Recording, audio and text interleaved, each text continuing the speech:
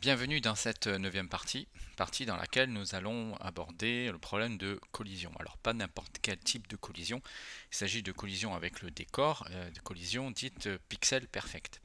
À ne pas confondre avec l'autre type de collision qui est par exemple le chevauchement entre deux hitbox et on détecte le chevauchement, comme par exemple le joueur se fait toucher par un ennemi. Le fait qu'il y ait cette collision, ça n'empêche pas le joueur de continuer à avancer. Alors que là, lorsque c'est une collision avec le décor, bien évidemment le joueur ne doit pas passer à travers, donc le joueur reste bloqué. Donc c'est ce type de collision dont nous allons parler. Alors j'ai déjà fait une vidéo à ce sujet, je vous invite fortement à la regarder parce que je ne détaillerai pas tout le code ici. Par contre, on va voir comment on va pouvoir représenter votre map sous forme d'un tableau, puisque c'est à partir de ce tableau qu'on va pouvoir gérer nos collisions. Pour commencer, je vais créer deux variables, une qui s'appelle tilex et une autre qui s'appelle tile y. Ces deux variables représentent la largeur de ma map en tile, c'est-à-dire en case de 16 pixels par 16 pixels. Alors tile x est égal à 40, on a 40 carreaux en largeur et sur y on a 32 carreaux. Donc là j'ai défini ces deux variables pour pouvoir éventuellement les modifier par la suite. Alors on va ensuite créer un tableau à deux dimensions qui sera donc la représentation de notre map. Donc je vais l'appeler wallmap pour carte des murs en quelque sorte. Wallmap égale, pour l'instant il est vide. Voilà, entre crochets. Donc c'est un tableau à deux dimensions que nous allons ensuite initialiser, c'est-à-dire on va le remplir dans la fonction loveload. Pour ça, on va, alors je fais un copier-coller, voilà, on va utiliser cette double boucle for qui nous permet donc de créer un tableau à deux dimensions à tile y ligne et tile x colonne. C'est pour ça que j'ai défini tile x et tile y. Donc là, je définis donc un tableau de 40 colonnes sur 32 lignes. Et je le peuple ici avec uniquement des zéros. Voilà. Donc ça, c'est l'initialisation de wallmap. Donc, ce qu'on va faire, maintenant qu'on a déclaré notre tableau et qu'on l'a peuplé avec des zéros, on va juste faire ici dans la fonction draw un love.graphic print pour voir un petit peu si on a bien créé notre tableau. Donc on va regarder par exemple une case au hasard. Donc on va faire un wall map, voilà, double crochet. On va faire par exemple, on va se dire, ben, on va aller sur la 9e, sur Y sur la 9e ligne et sur X, par exemple la 13e colonne. Et on va voir ce que ça donne. Donc je vais enregistrer et on va lancer le jeu. Et donc ici, ah oui alors, j'ai oublié un petit quelque chose, forcément. Où est-ce qu'on va écrire ça? On va écrire à x10 et y70 par exemple. J'enregistre, on regarde.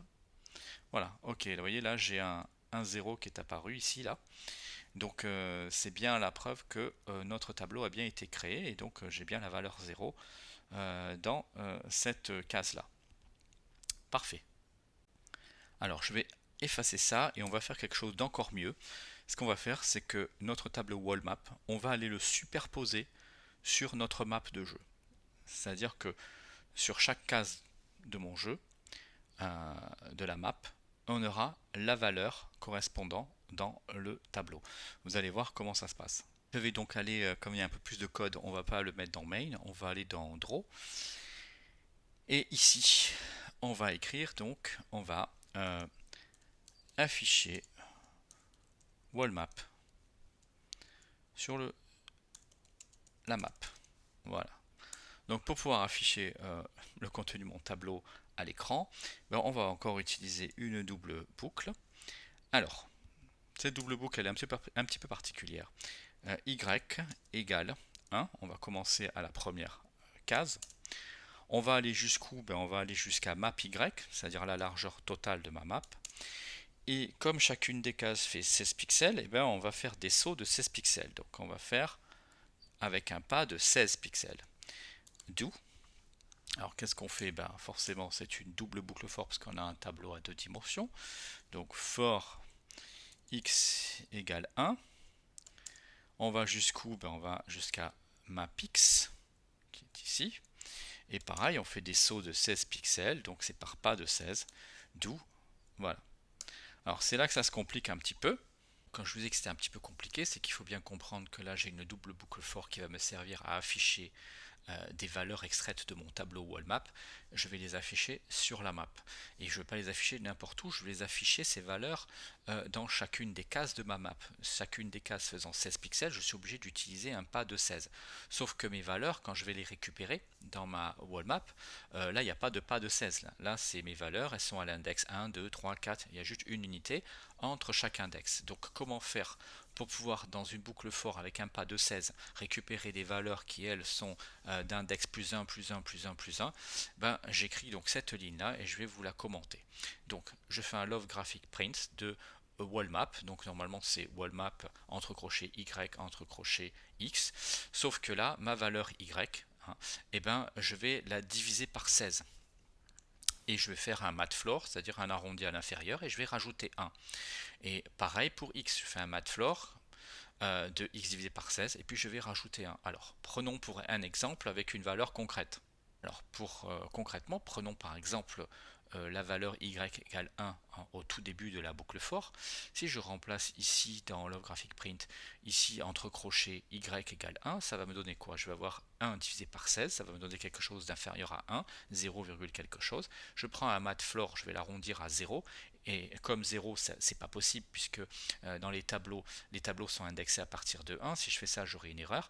Donc je rajoute 1 ici. Donc pour y égale 1, j'aurai ici wallmap 1 pour la ligne.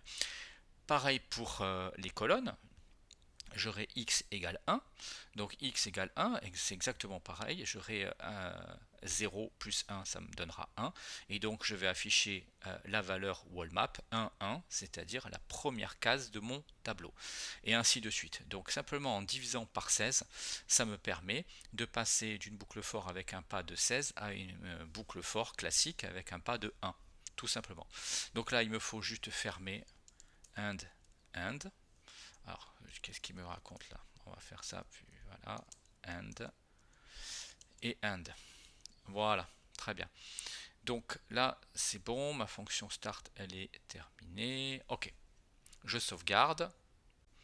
Alors maintenant, on va lancer notre jeu pour voir. Alors, je vais grossir un petit peu. Voilà, vous voyez que dans chaque case de ma map, j'ai superposé en fait la valeur que j'ai dans mon tableau. Voilà, tout simplement. Voilà, et vous voyez, j'ai des zéros partout. Alors moi, l'idée, ce serait que dans les petites cases de couleurs, je n'ai plus un 0, mais j'ai un 1. Et chaque fois qu'il y a un 1, ben ça, mon joueur, ben, il ne pourrait pas passer dessus, il resterait bloqué. Parce qu'un 1, ça voudrait dire tout simplement mur. Donc vous voyez, ça fonctionne pas mal. Bon, ça c'est juste pour le debug en quelque sorte, hein, pour être sûr qu'on ne s'est pas trompé, qu'il n'y ait pas de décalage, etc. Après, bien sûr, dans le jeu, on enlève tout ça, hein, ça tombe sous le sens. Donc je ferme ça. Alors, juste, je reviens sur ma boucle for et ma ligne de code. Vous voyez que ici, la position X et Y, je l'ai corrigé de caméra X. Parce que et de caméra Y, bien sûr. Parce que si je fais pas ça, et ben mon joueur se déplace, la map se déplace, mais ce que j'affiche à l'écran, c'est-à-dire les valeurs de ma wallmap, les zéros là, eux, ils ne se déplacent pas. Donc ça n'a aucun intérêt en quelque sorte, hein. Ce que je veux, c'est que tout se déplace en même temps. Et puis vous voyez que là, dans cette love graphic print, j'ai mis toute une série de paramètres. Alors on n'est pas obligé de les mettre, mais moi je les ai mis, mais c'est surtout pour ces deux-là, 0,5, 0,5, c'est X-Scale et Y-Scale.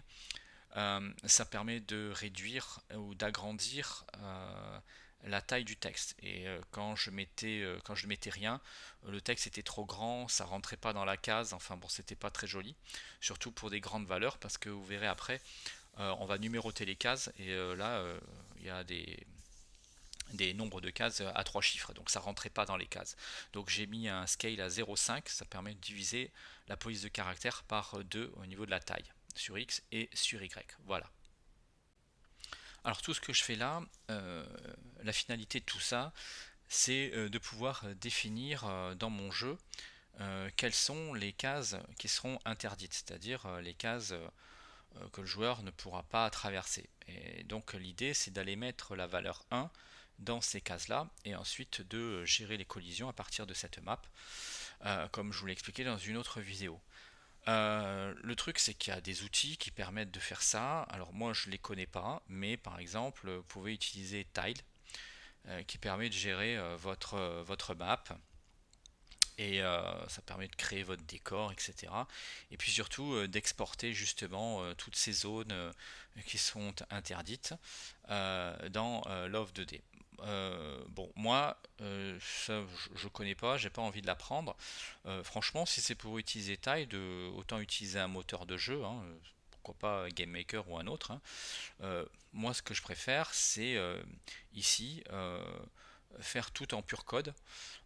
Voilà, juste pour le défi, bah, finalement en fait c'est pas si compliqué que ça. C'est vrai que si vous avez un jeu avec on va dire une map très très grande, ça peut être intéressant d'utiliser ce genre de truc pour aller plus vite, mais bon là on n'est pas on n'est pas dans la productivité. Si vous voulez être dans la productivité, ben, autant utiliser un moteur de jeu, ça sera beaucoup plus simple. Donc voilà, c'était juste la petite parenthèse que je voulais faire.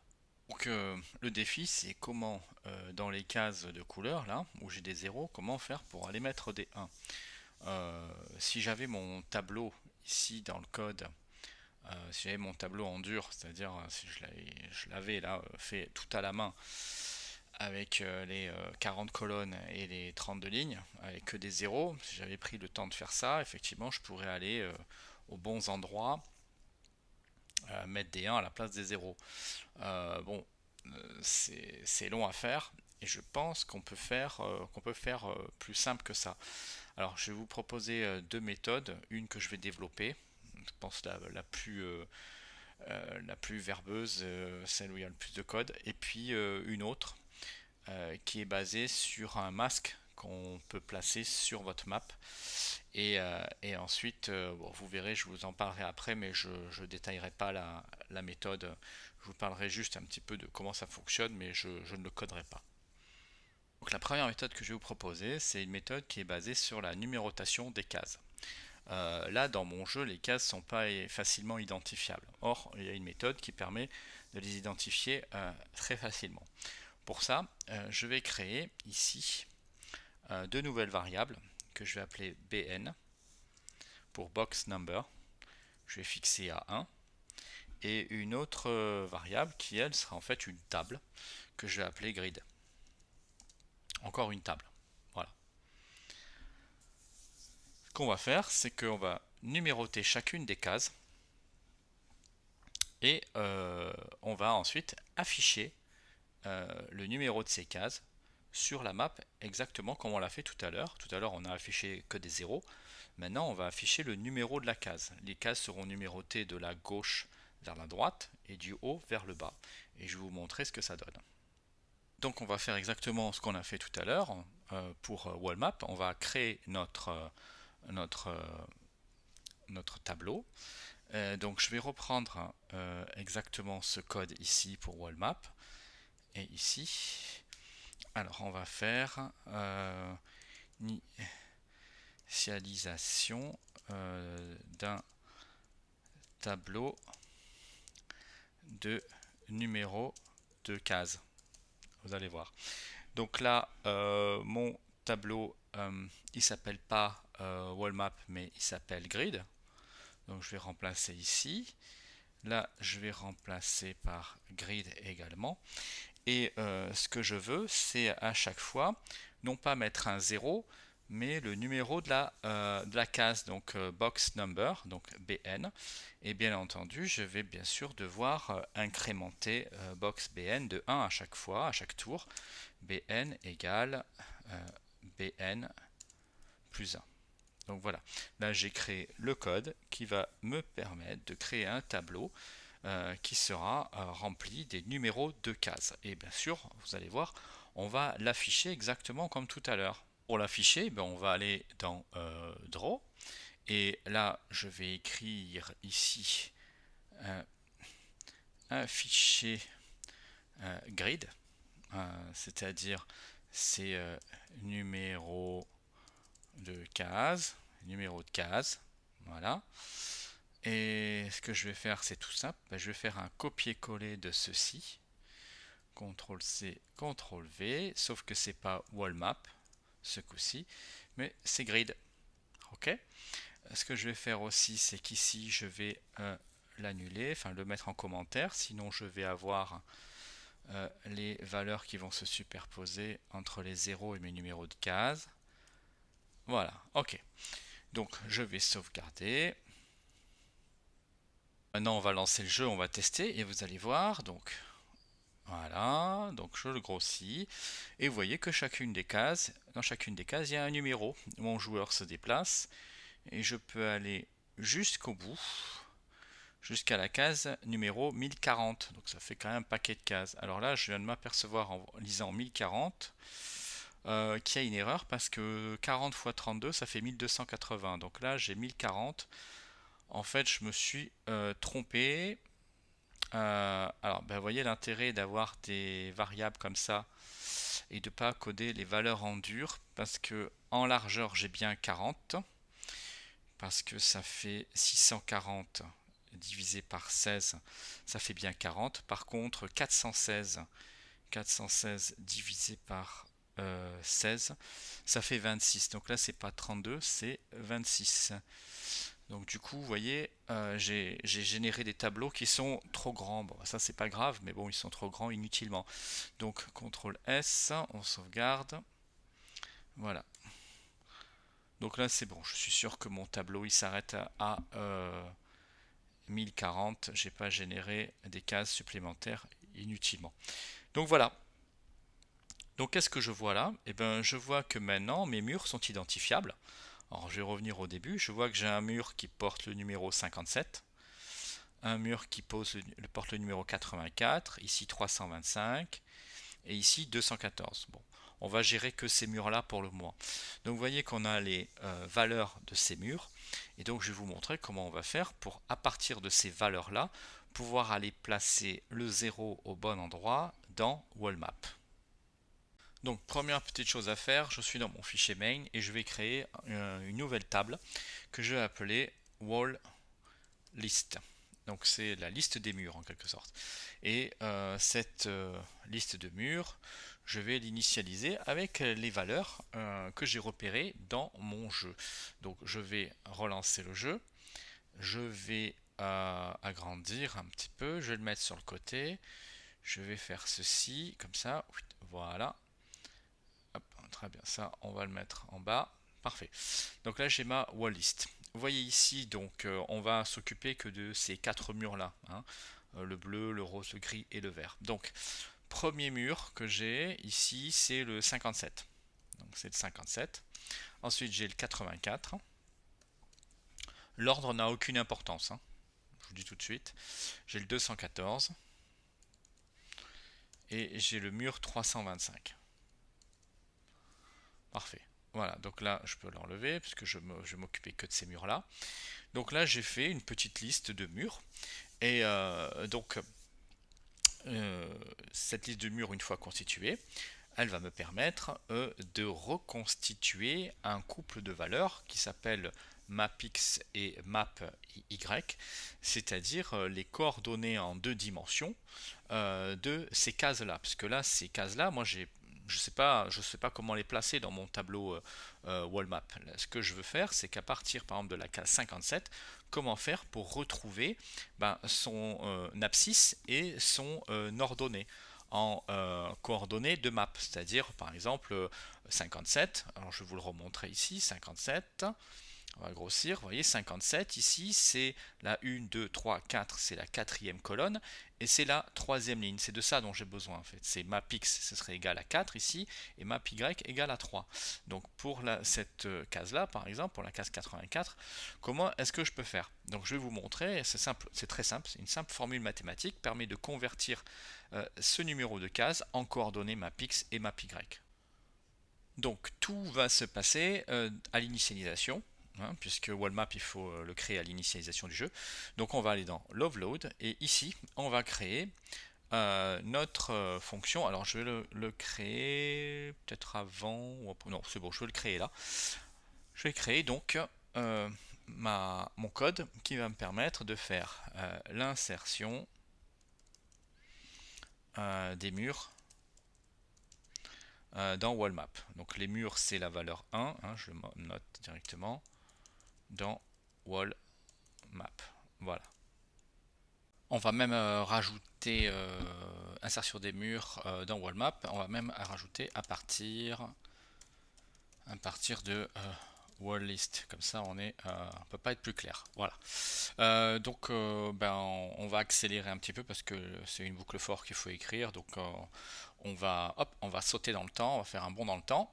Voilà, comme par magie, la boucle for apparaît ici. Donc, vous voyez que c'est une boucle for classique. Je vais réitérer cette boucle autant de fois qu'il y a d'éléments dans WallList, c'est-à-dire ma liste de murs. Et alors, ce que j'ai fait, c'est que j'ai créé deux variables locales, mapY et mapX. Il faut d'abord calculer mapY parce qu'il va nous servir pour calculer mapX. Alors, je vais vous montrer ce que c'est que mapY et mapX. On va lancer le jeu, on va zoomer. Par exemple, prenons la case 84. Ce que je veux, c'est retrouver le couple mapX et mapY, c'est-à-dire mapX c'est le numéro de la colonne pour cette case et mapY c'est la ligne pour cette case-là. Alors, si je divise 84 par le nombre de tiles qu'il y a sur une rangée, donc ici 40, eh ben, je vais retrouver la ligne, c'est-à-dire mapY. Donc si je fais 84 divisé par 40 et que je fais un arrondi au supérieur, je veux obtenir 3. Ensuite, pour pouvoir obtenir mapX, vous voyez que à cette valeur 84, il va falloir que j'enlève un certain nombre de fois 40. Si j'enlève une fois 40 tiles, je vais me retrouver ici, au niveau 44. Si j'enlève deux fois 40 tiles, je vais me retrouver ici, à 4. Voilà. Et à partir du moment où je me retrouve au niveau de la première ligne, eh ben, j'ai mon numéro de colonne. Donc là, il faut que j'enlève 2 fois 40. Donc pour pouvoir enlever 2 fois 40, eh ben, c'est très simple. Je vais ici, je fais WallList I, c'est-à-dire 84, moins map y que j'ai calculé. Map y c'était 3 moins 1. 3 moins 1 ça fait 2. Multiplié par 40, ben, ça fait 84 moins 2 fois 40, ça fait 4 et j'ai bien obtenu mon couple mapx et mapy. Ensuite, il va falloir simplement insérer ce couple dans WallMap. Donc je fais un WallMap mapy mapx égale 1 et voilà, donc à la case numéro 84, j'ai bien inséré la valeur 1. Il y a donc un mur à cet endroit-là. Et donc maintenant, pour vous prouver que j'ai bien inséré des murs au niveau des cases qui m'intéressaient, qui correspondent aux cases qui sont dans ma wall list ici, je vais aller dans Draw et ce qu'on va faire, c'est que on va plus afficher le numéro des cases comme ceci. Donc on va mettre en commentaire le numéro des cases. Voilà. Et on va libérer ici, afficher WallMap sur la map. J'enregistre, je lance le jeu, je zoome. Et miracle, vous voyez qu'il y a des zéros partout, sauf dans mes cases de couleur. Ici, dans mes cases, j'ai bien des 1. Et donc, une fois que j'ai tous ces 1 qui sont positionnés dans ma map, j'ai plus qu'à gérer la collision. Alors, pour pouvoir gérer la collision, je vous invite à voir la vidéo que j'ai faite à ce sujet. J'ai fait une partie sur un code propriétaire au niveau de GameMaker. Et puis, j'ai fait une partie avec deux méthodes. Qui sont des méthodes que j'appelle universelles, qui fonctionnent avec n'importe quel langage de programmation, dont Love2D avec le Lua, vous pouvez faire exactement la même chose. Donc vous verrez que vous pouvez très bien gérer avec en quelques lignes de code une collision pixel perfect avec ces murs. Alors là, cette méthode, effectivement, c'est une méthode un peu à l'ancienne, hein, constituer un wall list avec les numéros de cases des murs et faire ça à la main, c'est un petit peu galère, surtout si la map est grande et surtout si votre map elle est amenée à être modifiée régulièrement, parce que dans le jeu, souvent au niveau graphique, on change beaucoup les choses. Donc là, c'est vraiment pas une méthode très très souple. Alors, il y a une méthode beaucoup plus simple qui consiste à partir de votre map, créer un masque.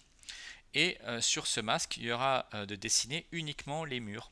Et vous allez par exemple, vous aurez par exemple tous vos murs qui seront blancs et le reste de la map sera noir. Il faut que les couleurs soient quand même très éloignées pour pas qu'il y ait d'erreur. Donc là, je vous montre. Voilà, là j'ai recréé ma map, vous voyez, avec des cases blanches. pour les murs, et puis le reste est noir. Donc ne tenez pas compte de la grille bleue que j'ai mis là, ça sert à rien. Vaut mieux pas la mettre d'ailleurs, parce qu'il faut surtout faire attention que le pixel qui est ici en haut à gauche, ce pixel là, en haut à gauche, il faut être sûr qu'il soit bien blanc, puisque quand vous allez faire votre boucle for et passer en revue toutes les cases 16 pixels par 16 pixels, vous allez venir regarder ce pixel là. Donc ce pixel là, il faut vraiment qu'il soit blanc pour pas qu'il y ait d'erreur. Donc l'avantage, c'est que Love2D offre une fonction qui est pratique, qui s'appelle ici getPixel. Donc il vous suffit de passer votre image, donc ce sera votre map mask, hein. Moi je l'ai appelé ici map 640-416 mask, donc c'est votre image avec les murs en blanc par exemple. Vous passez donc cette image à la méthode getPixel. Et à ce moment-là, vous allez récupérer les valeurs RGBA, donc rouge, vert, bleu et alpha.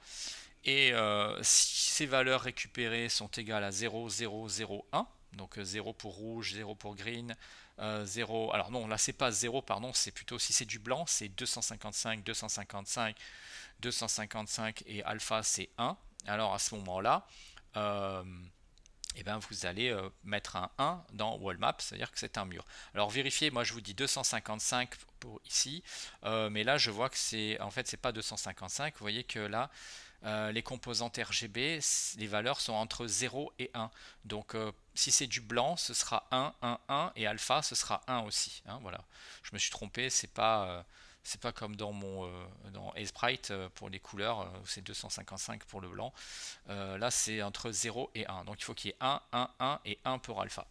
Voilà, donc écoutez, je pense que c'est la méthode la plus intelligente qui vous permet de modifier très facilement votre map et de ne pas vous préoccuper de faire les modifications dans WallMap, puisqu'elles seront faites automatiquement par votre fonction. Donc voilà, ben j'espère que ça vous aura intéressé et appris quelques petites choses. Pour tout ce qui est collision, ben je vous invite à voir ma vidéo que j'ai faite sur les collisions en pixel perfect. Il vous suffira d'adapter le code que j'ai déjà créé et ça fonctionnera parfaitement bien ici avec Love2D.